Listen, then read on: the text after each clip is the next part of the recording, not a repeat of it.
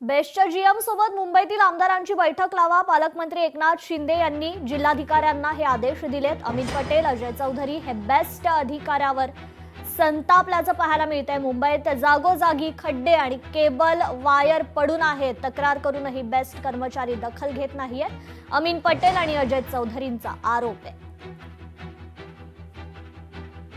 तर या ठिकाणी बेस्टच्या जीएम सोबत आता मुंबईतील आमदारांची बैठक लावा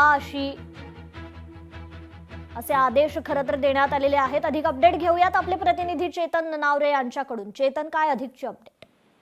निश्चितच मुंबई शहराची जी जिल्हा नियोजन समिती आहे त्याची बैठक आता पार पडत होती आणि या बैठकीमध्ये जे मुंबईतील सर्वपक्षीय आमदार आहेत त्यांनी एकंदरीत जी कामं आहेत मुंबईतील त्यावरती देखील शंका उपस्थित केली। प्रचंड धीम्या गतीने कामं सुरू असल्याची ही माहिती त्यांनी देण्यात आली आणि त्यामुळे ही सर्व जी महत्वाची प्रलंबित कामं आहेत ती पावसाळ्यापूर्वी पूर्ण करण्याचे आदेश आहेत ते एकनाथ शिंदेने दिले आहेत। इतकंच नाही तर आपण जर कंत्राटदारांना वेळेवर पैसे देतो तर कामं का वेळेवर होत नाहीत असा सवालही त्यांनी उपस्थित केला आणि संबंधित ज्या विभागाचे अधिकारी आहेत त्यांना जे आता कंत्राटदार वेळेत कामं पूर्ण करणार आहेत त्यांना थेट ब्लॅकलिस्ट करण्याचे आदेश देण्यात आलेले आहेत। त्यामुळे आता या पावसाळ्यामध्ये तरी मुंबईतील जी प्रलंबित कामं आहेत ती मार्गी लागणार का याकडे आपलं लक्ष असेल। कृपा जी, निश्चितच चेतन, धन्यवाद आपण दिलेल्या या अपडेट संदर्भात।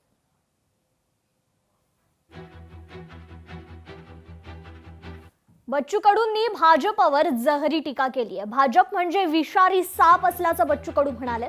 त्यांनी खांद्यावर हात टाकला तर लोक म्हणतात हा मेला। भाजपसोबत माझी दुश्मनी पण नाही आणि दोस्ती पण नाही असं बच्चू कडू म्हणाले। आता ते अनेक संशय आहे। कसं आहे, माझं काय मत आहे का भाजप म्हटलं का आता संशयामध्येच पाहतं। म्हणजे त्यांनी खांद्यावर हात टाकला तरी लोक म्हणते हा मेला, त्याच्या खांद्यावर आपण टाकला तरी लोक म्हणतात ते काय सापासारखे लोक आहे, हे विषारी नाग आहे साप भाजप म्हणजे। त्याच्यानं तो भाजपसोबत दुश्मनी भी नाही दोस्ती भी नाही, हम तो दुश्मनी कर चुके हैं।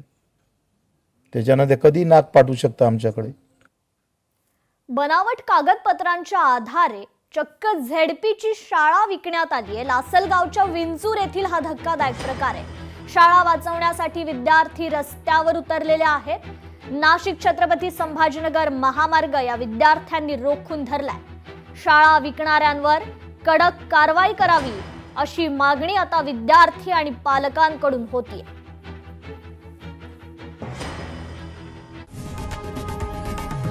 लोकशाही मराठी ऐका, पहा, जागरूक रहा।